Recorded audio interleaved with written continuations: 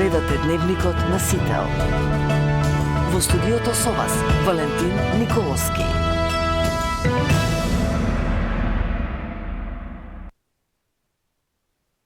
Обединување на Алијанса за албанците, но без таравари, порача Зијадин Села. Тој денеска тврди дека се случиле најмалку 3 директни средби на Ахмети со таравари. Институциите добро се справија со последиците од Кочанската трагедија, сметаат најголем дел од испитаниците во вториот дел од анкетата на Market Vision. За СДСМ анкетата е манипулативна. Македонците од Бугарија и од земјава во Мелник одбележаа 110 години од убиството на големиот македонски револуционер Јане Сандански. 30.000 евра беа собрани на хуманитарната аукција на уметнички дела што се одржа во Кочани за повредените во пожарот. Дел од повредените во дискотеката Пулс во Кочани остануваат на рехабилитација во специјализирани центри во земјите каде се лечат. Дали може фотоволтаиците да се постават на земјоделско земјиште, а при тоа да бидат придобивка, а не пречка за земјоделско производство? Најмалку 25 загинати и над 1100 повредени во експлозијата на пристаниште во Иран. За бугарско-грчките амандмани на извештајот за Македонија, француско-германското барање за реформи на Унијата, па потоа проширување, за можноста од диалог со Софија и реформската агенда, тема на денот со Ивица Боцевски, поранешен вице-премиер за евроинтеграција и амбасадор.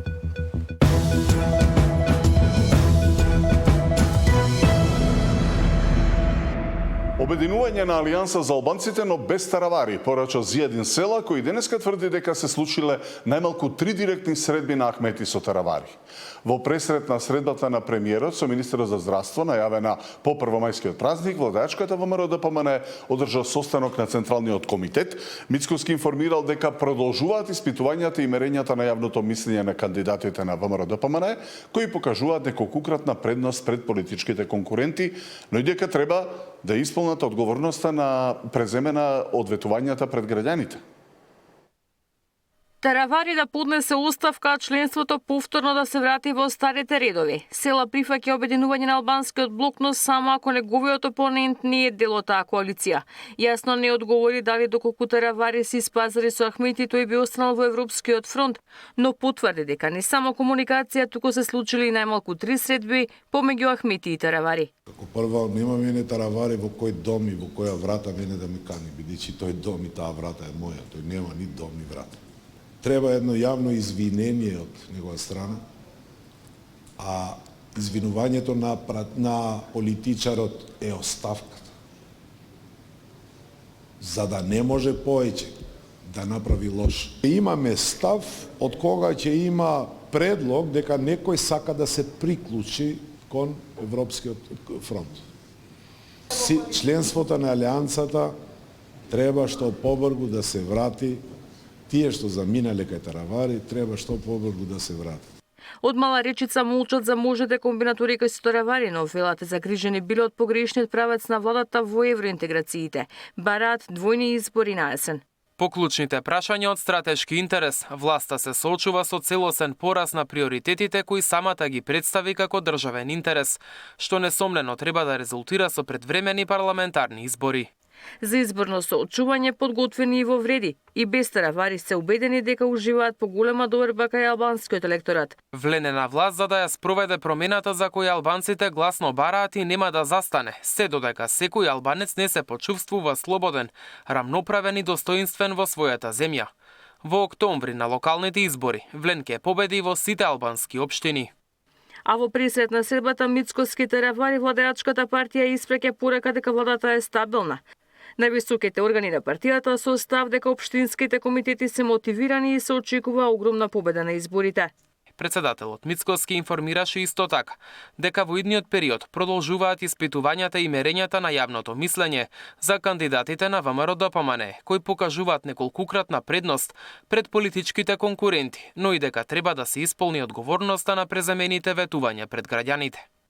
Мицкоски и таравари, последните случувања во коалицијата ќе ги разговараат на средба по првомајските празници. Ивана Соколовиќ најдова, Сител телевизија. Институциите добро се справија со последиците од Качанската трагедија, сметаат најголем дел од испитаниците во вториот дел од анкетата на Market Vision. Повеќе од половина сметаат дека и МВР и обвинителството и здравствените власти ефикасно се справиле со последиците секој во својот домен. Само 11% сметаат дека борбата против корупцијата е интензивирана и континуирана. Мнозинството е на ставот дека е потребна целосна чистка во судството, а за СДСМ анкетата е манипулативна. Мнозинството граѓани сметаат дека институциите добро се справија со последиците од трагедијата во Кочани, покажува последното истражување на јавното мислење кое за МКДМК го спроведе Market Vision. Според него, речиси 2/3 од граѓаните или 65% имаат впечаток дека институциите ефикасно се справиле со последиците од трагедијата, додека 35% се убедени во спротивното. Високи 71% од анкетираните рекле дека и здравствените власти биле ефикасни во справувањето со големиот број повредени. Над половина од граѓаните или 53% сметаат дека МВР и обвинителството брзо и ефикасно ги превземале потребните мерки за утврдување на одговорноста, додека нешто под 1/3 не се убедени во тоа. Поголемиот дел од граѓаните гледаат некакво поместување во борбата против корупцијата, но и натаму останува впечатокот дека треба да се работи повеќе. Само 11% сметаат дека борбата е интензивна и континуирана, додека околу половина од граѓаните гледаат дека се вложуваат напори, но сметаат дека тоа не е доволно. 23% изјавиле дека не гледаат дека било што се прави во борбата против криминалот и корупцијата. Мнозинството е на ставот дека е потребна целосна чистка во судството. По околу 50% од граѓаните се на ставот дека треба да се смени и судскиот совет и јавниот обвинител, додека против се нешто под 1/5. 2/3 од граѓаните даваат поддршка на владините мерки за замрзнување на маржите на дел од производите, а околу 40% се на ставот дека производите се добро избрани. Најголемиот дел од луѓето или над 40% сметаат дека причина за високите цени се трговците кои се однесуваат неодговорно, а по околу 24% вината за високите цени ја гледаат во војната во Украина и во производителите и увозниците. Анкетата на Market Vision е спроведена телефонски во периодот од 20 март до 17 април врз репрезентативен примерок од 1200 испитаници. За СДСМ анкетата е манипулативна. Market Vision пред само неколку недели склучила договор со владата на рекордна сума од 400.000 евра за да прави анкети и го мери мислењето и задоволството на граѓаните од работата на владата. Зар некој треба да верува во овие анкети кои служат единствено да се манипулира јавноста и се во функција на пропагандата на ДПМН, се вели во соопштението на СДСМ. Александар Спасовски, Сител телевизија. Македонците од земјава и од Бугарија во Мелник одбележаа 110 години од убиството на најголемиот македонски револуционер Јане Сандански. Под големо полициско обезбедување се одржа се македонскиот собир на кој повикаа и од Омо Илинден Пирин, но не сите имаа можност да отпатуваат во Бугарија. На професорот од Драмскиот факултет Тихомир Стојановски, кој сакал да присуствува на чествувањето, му беше забранет влез во Бугарија. Педагогот прашува зошто? Под силно полициско обезбедување во Мелник се одбележаа 110 години од убиството на царот на Пиринот Јане Сандански. Помина добро, имаше луѓе од секаде, и од Република Македонија имаше, од Егејска дојде Никодим цар кнез, имаше луѓе од натрешноста на Бугарија, од цела Пиринска Македонија. Поставивме цвекиња и венци и на гробот на Јане Сандански, исто така и до Олка и Мелник, каде што беше и соборот. На Семакедонскиот традиционален собир во негов спомен присуствуваа и пратениците од ВМРО ДПМН, Сајковски, Ковачки и Мицевски, кои на Фејсбук објавија: македонски национален херој, војвода и водач на македонската револуционерна организација, кој до крајот на својот живот останал да се бори за самостојна македонска држава. Но не секој што сакал да присуствува на собирот успеал да помине граница. Професорот на факултетот за драмски уметности во Скопје Тихомир Стојановски тргнал за Мелник, ама стигнал само до граница. Тврди дека бугарите му забраниле влез со објаснување дека представувал закана за безбедноста на државата. Ние одиме во Пиринска Македонија на соборот на Јане Сандански во Мелник, но за жал не ми е дозволен влез Како што ми рекоа, по протокол ми дадоа и документи дека сум загрозување за безбедноста на Република Бугарија, дека не ми се дозволува да влезам. Јас сум професор доктор Тихомир Стојановски, предавам на Факултетот за драмски уметности и одам како културен гостин на тој собор. Им порача на бугарските политичари да ги признаат македонците. Дали некаде на друго место во светот се забранува култура? Тоа што единствено можам да го кажам дека не може веќе Македонија да попушта, да не дозволува македонците да ги имаат своите човекови права и ние да бидеме понижувани, македонците да бидат понижувани во тој Европски сојуз кој бара од нас да се откажеме од самите себе. Во Бугарија не го сакаат Јане Сандански, не го чествуваат, не чувствуваат почит кон него, дури напротив, не го сакаат воопшто. Премногу силни и јасни македонски изјави има дадено додека бил жив, има премногу сведоштва и на некој начин се има претворено во символ на македонското малцинство во Бугарија заедно со Никола Вапцаров, како човек од Пиринска Македонија кој што секогаш имал силна македонска свест и се залагал за правата на македонците. Инаку бугарските медиуми изминативе денови пишуваат дека на Facebook се шири масовна кампања за присуство на македонци во Мелник. Нова БГ сподели дека се очекувало во Мелник за чествувањето на Јане Сандански да пристигнат неколку автобуси со, како што пишуваат, антибугарски настроени македонци. Значи тоа беше смислена кампања во бугарските медиуми за да се заканат на луѓето што ќе дојдат. Значи, ниту имало некакви автобуси организирани, уште повеќе антибугарски елементи, ниту имало нешто кое што било на кој начин ја загрозува Бугарија или нејзиниот демократски систем. Тоа е еден традиционален собор кој што ние го правиме веќе 35 всушност години доаѓа, да, 35 години со некои прекини поради полицијата, но ние го правиме редовно, никогаш не сме правиле проблеми, секој пат луѓето што доаѓале се држале достоинствено. Тежок е пристапот до соборот Мелник под блокада на бугарската полиција. Проверка од чувари на коли и на документи. Предупреди вчера и Атанас Киријаков, председател на градскиот комитет на Илинден во Благоевград. Но сепак денешниот собир помина без провокации. Габриела Лескова, Сител телевизија. Време е за тема на денот. Ивица Боцевски, поранешен вице-премиер за евроинтеграција, амбасадор. Добро вечер. Добро вечер. Може би посебна тежина дава вашата актуелна функција работа, како да ја наречам сега, специјален владин представник за унгарското председателство со Европската унија во врска со темите што ќе ги опфатиме вечерва. Јасно. Прво би сакал да поразговараме за бројката од 313 амандмани поднесени на предлог извештајот за Македонија во Европарламентот. Не изненадува толку бројката на поднесени амандмани, главно се од бугарски и од грчки европратеници, но токму нивната реторика, на начинот како што се поставени, токму од нивните држави беа и ветата со кои Македонија е децениски заглавена на евроинтегративниот пат. Дали ви изненадува таа реторика ни? Па би рекол дека воопшто не ми изненадува и ќе објасним и зошто. Затоа што мораме се тоа да го ставиме во еден контекст. Пратениците во Европскиот парламент се бираат на избори во нивните земји. И она што треба нашата јавност да го знае е дека досега висока излезност на изборите за Европскиот парламент имало исклучиво при првиот пат, кога земјите влегувале во Европската унија. Потоа драматично паѓа излезноста и тоа овозможува радикални опции, посебно радикални опции од десницата, да влезат во Европскиот парламент и да им се овозможи еден вид на платформа, на сцена од каде што може да ги пласираат своите идеи.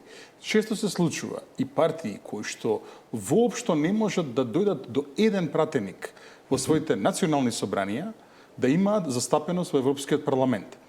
И условно кажано, ова за нив е извонредна тема за таквиот тип на пратеници, затоа што им дава на еден начин можност да бидат присутни во нивната домашна јавност. Така. Со тие радикални политики кои што ги имаат кон Република Македонија. Но да парафразирам, дел од тие амандмани да се слушне во Европскиот парламент предлог, текст на резолуциите како замена на зборовите Република Северна Македонија со зборот Скопје во целиот текст на резолуцијата од грчките европратеници, кога веќе Преспанскиот договор е меѓународно ратификуван. Бугарите бараат протоколот од втората меѓувладина комисија да биде дел од резолуцијата. Понатаму, изнаоѓање заеднички наратив за заедничка историја, неопходна основа врз која Бугарија и Северна Македонија треба да играат своите односи, а децата да учат од таквите податоци. Практично тие најавуваат дека дека се што ќе побараат бугарските историчари во онаа фамозна комисија, инаку длабоко политизирани се разбира, ќе мора да се прифати. Значи, сега одиме на друга тема. Тоа е прочем и проблемот со протоколот кој што беше потпишан од поранешниот министер за надворешни работи Бујар Османи.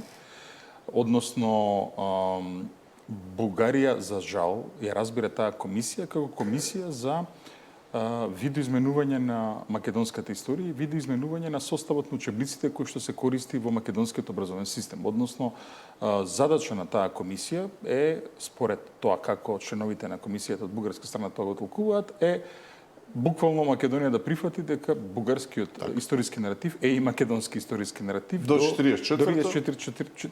Па не би рекол само сега, тоа е така нели уште на плюс. Да, и потоа од таму треба да се претпоставам да се продолжи и тоа е проблемот. Затоа што никаде во Европа ваква работа не се случувала. Еве еден пример кој што го спомнавме, да речеме, е Српско-унгарската комисија, историската. Српско-унгарска комисија постои уште од моментот кога почна приближувањето помеѓу двете земји, значи некој од 2010 година, и наидоа на проблеми. Затоа што знаеме колку е проблематична таа историја меѓу тие два народи. Што беше одлуката на српските и на унгарските власти? Тие одлучија да остават комисијата да си работи својата работа, а унапредувањето на врските помеѓу двете земји и двата народи да тече непречено, тоа прво, и второ, Унгарија одлучи да биде најголем спонзор на, условно кажано, српската европска интеграција. Дали го гледаме тој европски пример кај Бугарија? Не го гледаме. Предходно, ако се вратиме на назад, имаше таква комисија измеѓу Словенија и Италија. Исто така, за истото се работеше, односно италијанците, без разлика што е земја која што има крупна тежина во Европската унија. На времето беше една од 4 земји главни во Европската унија, сега една од 3, нели, по заминувањето на Велика Британија. Меѓутоа, италијаните не искористија таа комисија да ги лечат своите историски трауми. Да, територијалниот спор го решија, но комисијата ја тргна. Да, сакам да кажам дека ова е не европско однесување од таа страна и токму затоа отпорот кој што доаѓа и од македонската историска наука и од членовите на историската комисија, без разлика од кој состав, е јасен и очигледен. За волја на вистината има и такви како европратеници од Холандија, да не ги лоцирам лево-десно, нели, од Хрватска, кои бараат да се вметнат амандмани со текст имајќи го предвид постојаното признавање на македонскиот јазик и идентитет од страна на Европската унија. Дали тоа значи дека ними ми е јасно што следи понатамо од страна на Бугарија, па дури да ги вметнеме бугарите во уставот? Сметам дека Македонија има своја поддршка во Европскиот парламент, Македонија има своја поддршка кај европската јавност и ова е меѓу другото израз на таа поддршка која што произлегува од кругови, од политичари кои што се свесни дека станува збор за едно антиевропски, антицивилизацијски, антидемократски, антиисториски чин, ако сакаме да кажеме. И овие европратеници инсистираат, се разбира, да влезат вакви формулации со цел да се укаже дека на еден европски народ му се негира јазикот, историјата и традицијата во 2025 година, што е вон секоја здрава памет. Воедно се сите согласни дека уставните измени се неопходни за продолжување на евроинтегративниот процес и предупредуваат на опасноста од руско-кинеско влијание, значи тоа бараат да се внесе во резолуциите.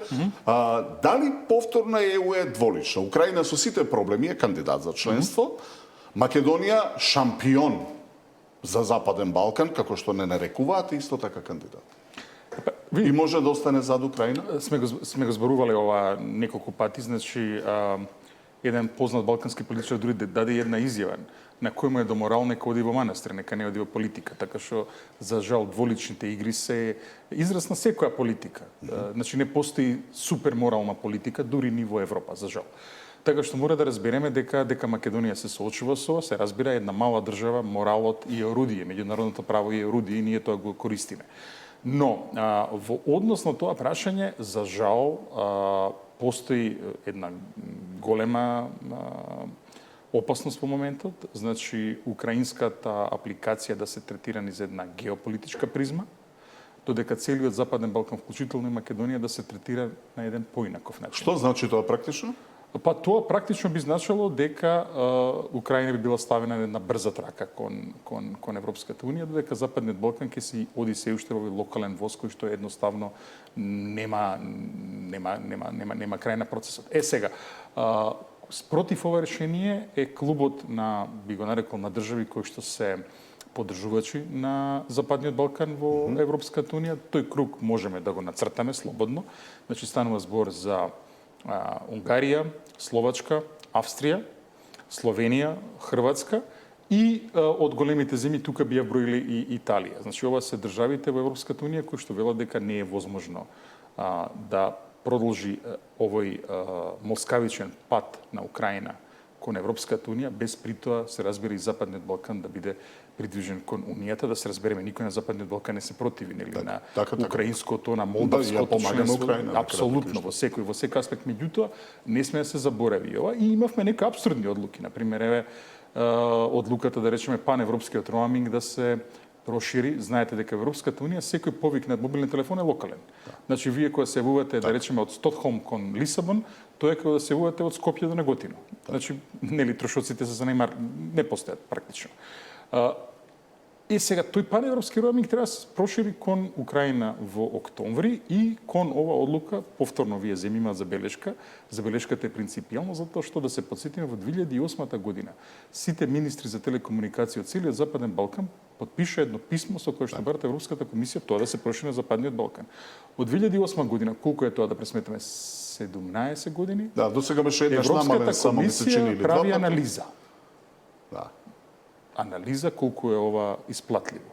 Се интересно е ова, значи за една земја која што и по територија и по население е безмалку двојно поголема од целиот Западен Балкан, тоа се видува веднаш од геополитички причини. А пресметките се уште се прават околу Западниот Балкан, што е малку Сега, ако добро е...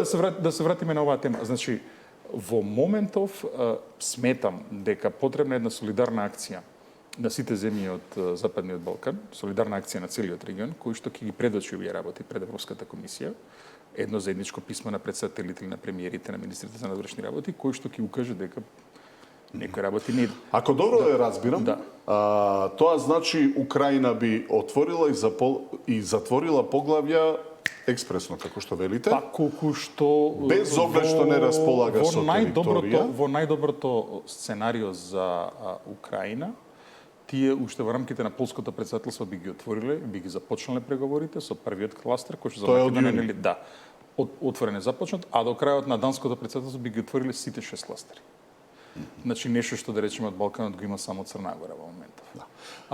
Истовремено, ајде да се вратиме назад, каде е тука во однос на, ако гледаме строго во однос на критериумите, Македонија, да се разбереме, воопшто не заостанува.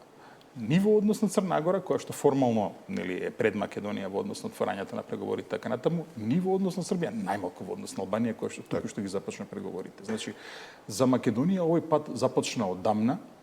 Не започна никога поднесена апликација во 2001 година. Ова е започнато уште од кога е донесен единствениот европски акт во 1986 година. Уште тогаш Социјалистичка република Македонија и СФР се подготвуваат за единствениот пазар и го прилагодуваат своето законодавство, да се разбереме. Значи, ова не сакам да влегуваме во еден вид на катастрофизам или малодушност дека ние во некоја форма заостануваме. Ние редовно си ги правиме своите врски, меѓутоа без да бидат донесени овие формални одлуки, тоа не може да се валоризира.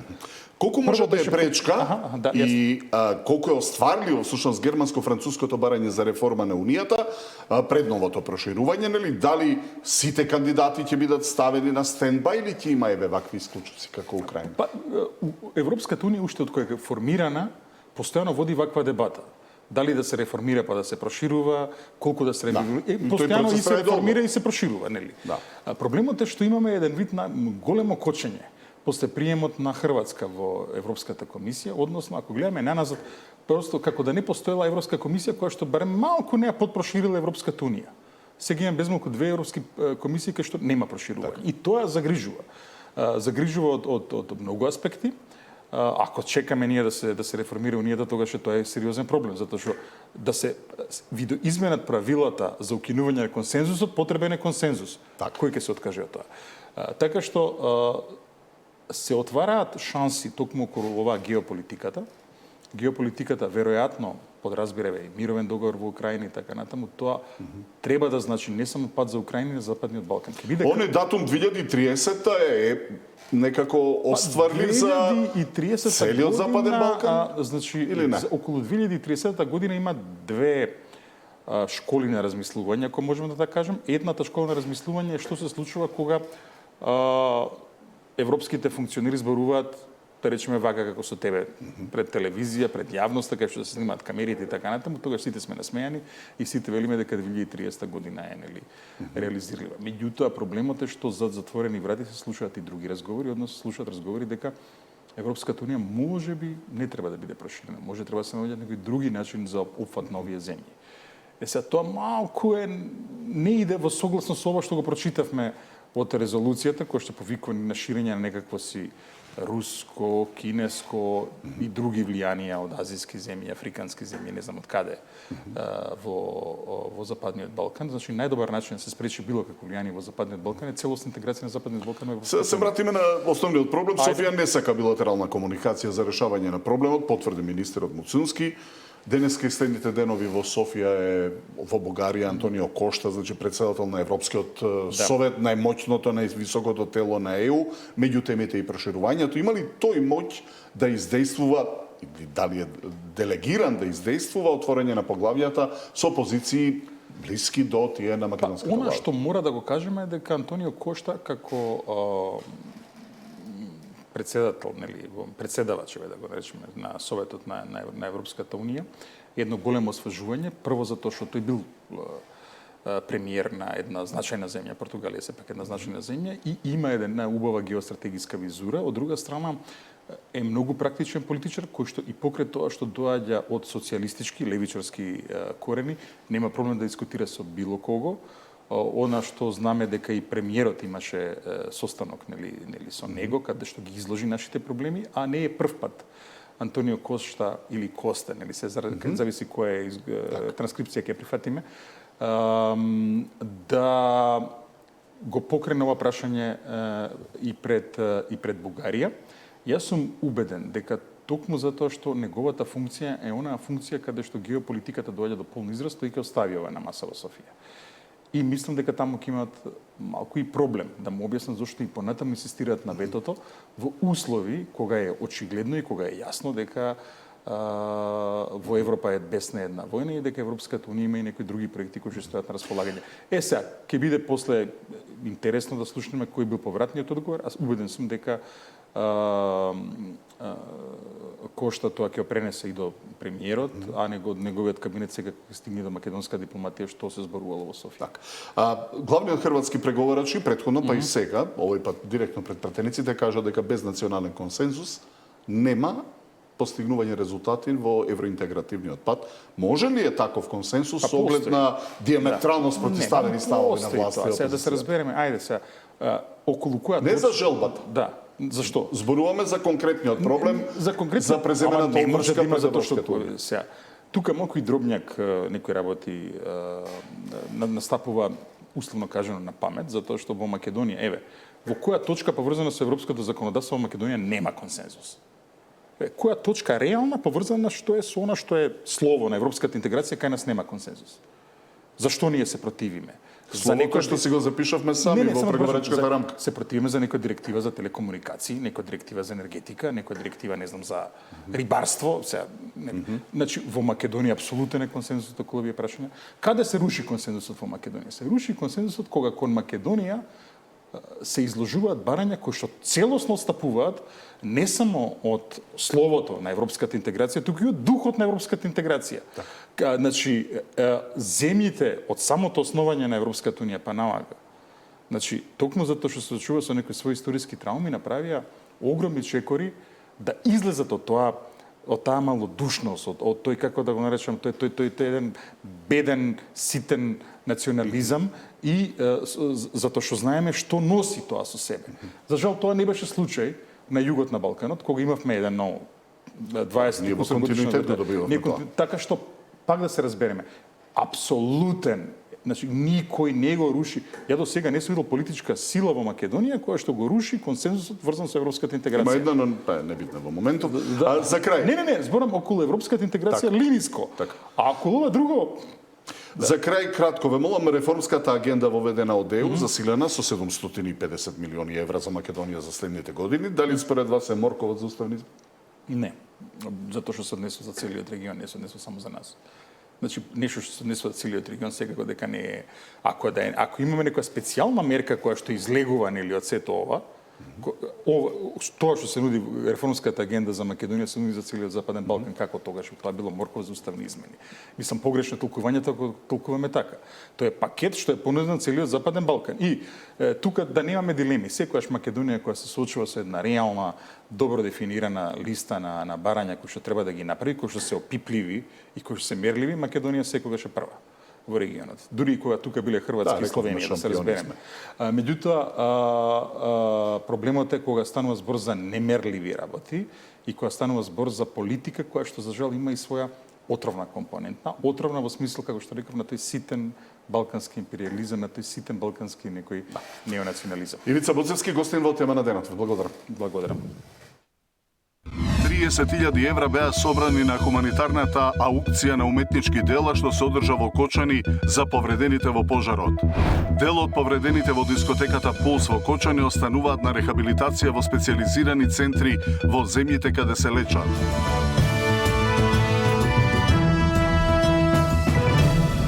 €30.000 собрани на хуманитарната аукција, односно на уметнички дела што се одржа во Кочани во организација на Сапорт Кочани.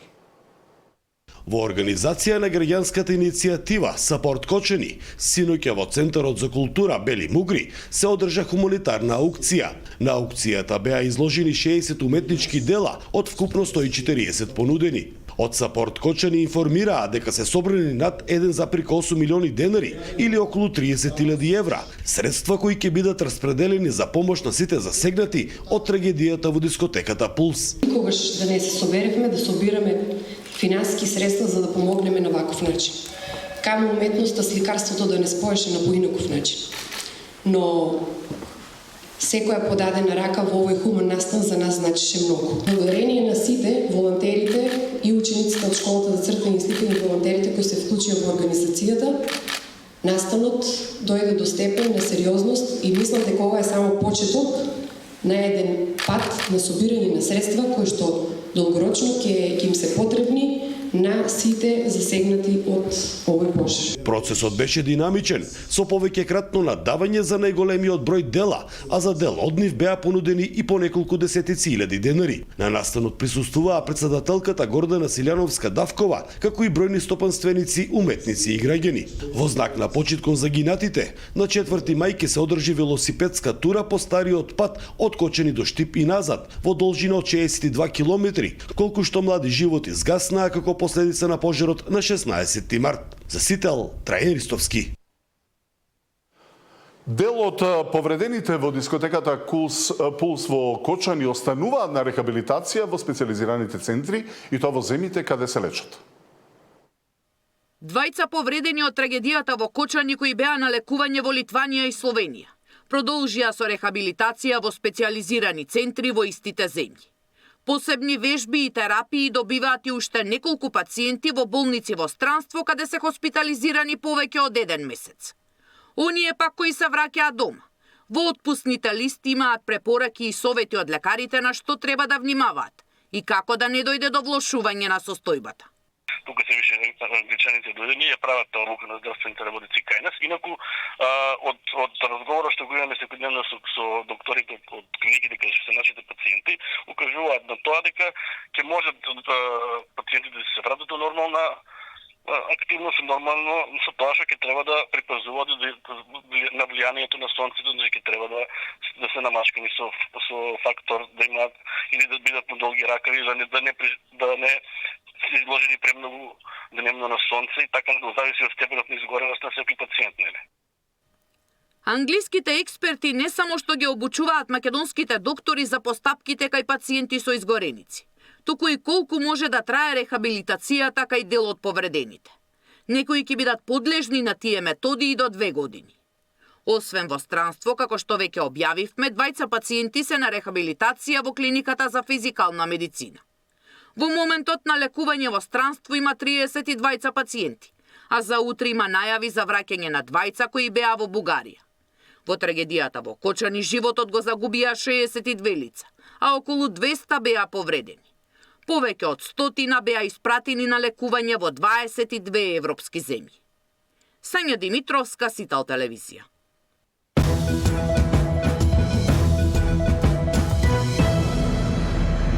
Најмалку 25 загинати и над 1100 повредени во експлозија на пристаниште во Иран. Светот денеска.